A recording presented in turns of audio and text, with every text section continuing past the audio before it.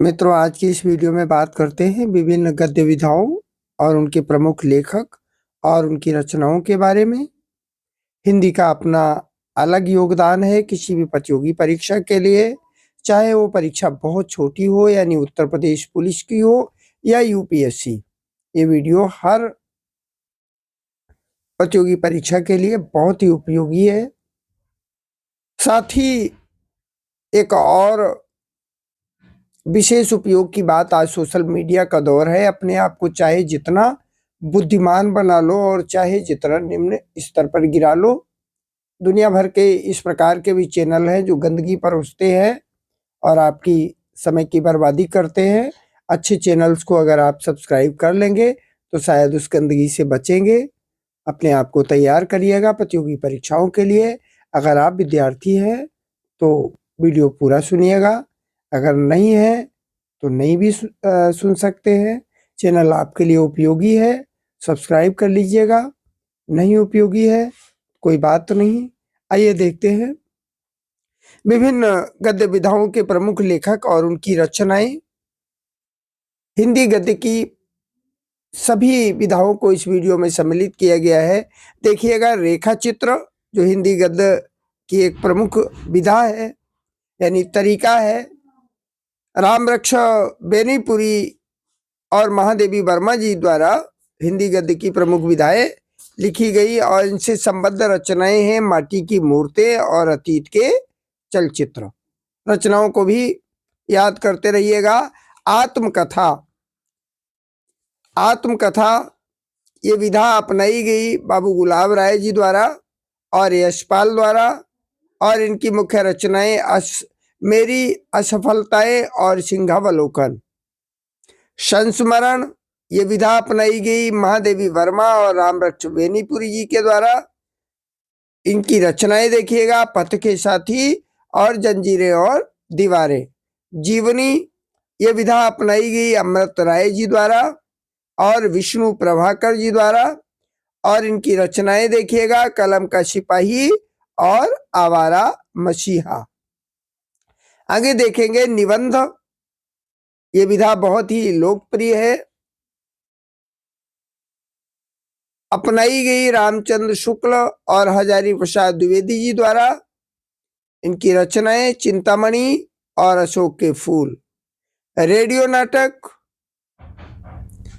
विधा अपनाई गई विष्णु प्रभाकर और डॉक्टर राम कुमार वर्मा जी द्वारा। रचनाएं देखिएगा, सीमा रेखा और भारत का भाग्य। डायरी ये विधा धीरेन्द्र वर्मा और मोहन राकेश जी द्वारा। रचनाएं देखिएगा, मेरी कॉलेज डायरी और मोहन राकेश की डायरी। मेरी कॉलेज डायरी और मोहन राकेश की डायरी। नेक्स्ट देखिएगा, नाटक बहुत ही महत्वपूर्ण विधा, बहुत लोग पसंद करते हैं। विधा अपनाई गई बाबू जयशंकर प्रसाद जी द्वारा और मोहन राकेश जी द्वारा। रचनाएं देखिएगा, बहुत सारी रचनाएं हैं। आपको उदाहरण के तौर पर एक दो रचनाएं बताते हैं। नेक्स्ट वीडियोज में आपको हिंदी गद्य की प्रमुख ही नहीं, लगभग सभी प्रसिद्ध रचनाएं और उनके लेखकों के बारे में बताएंगे।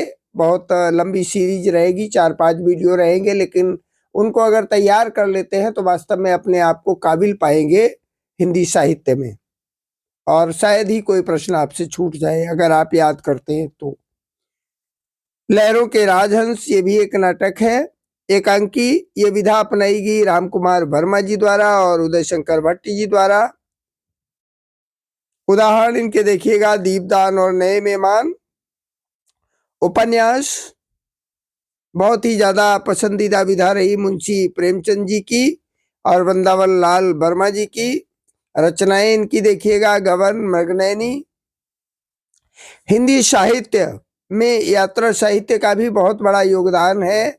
लोग यात्रा करते करते यात्रा वृत्तचित्र लिखते हैं। इस विधा को मुख्य रूप से अपनाया राहुल सांकृत्यायन जी ने, सच्चिदानंद हीरानंद वात्स्यायन अज्ञेय जी ने। देखिएगा, घुमक्कड़ शास्त्र लिखा राहुल सांकृत्यायन जी ने, अथ तो घुमक्कड़ जिज्ञासा आप लोगों ने पढ़ा ही होगा। अरे यायावर रहेगा याद, ये यात्रा साहित्य है, यात्रा वृत्त है। गद्य गीत के रूप में गद्य काव्य की भी रचनाएं हुई। इस विधा को अपनाया राय कृष्णदास वियोगी हरि जी ने। रचनाएं उदाहरण के रूप में देखिएगा साधना और तरंगिणी। कहानी ये विधा बहुत ही ज्यादा पसंद की मुंशी प्रेमचंद जी ने और जयशंकर प्रसाद जी ने। देखिएगा आप लोगों ने पढ़ी होगी, मंत्र है, ममता है आदि बहुत सारी कहानियां।